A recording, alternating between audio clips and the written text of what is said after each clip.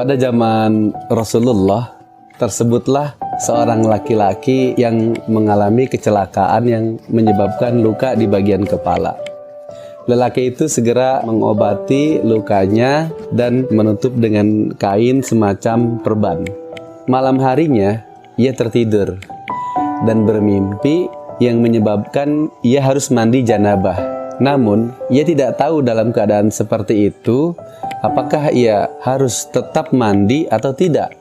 Maka bertanyalah ia kepada temannya. Sang teman menjawab bahwa laki-laki itu tetap harus mandi janabah. Singkat cerita, sang lelaki tadi memaksakan diri untuk mengerjakan hal tersebut, sehingga sakitnya semakin menjadi-jadi, dan tidak lama kemudian setelah itu ia meninggal dunia.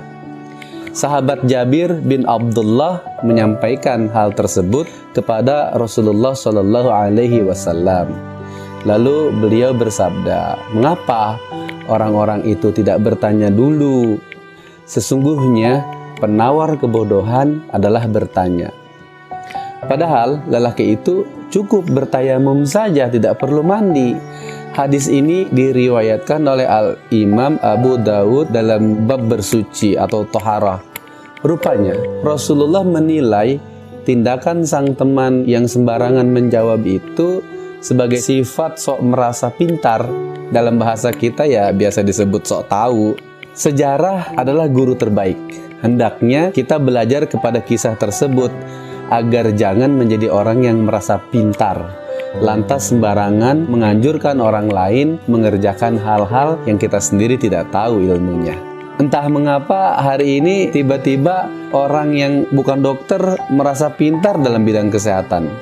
Begitu pula orang yang bukan ulama merasa pintar dalam bidang agama. Bahkan terkadang apa yang kita sampaikan hanya berlandaskan video dan foto yang belum kita telusuri kebenarannya. Di mana dan kapan terjadi kejadiannya.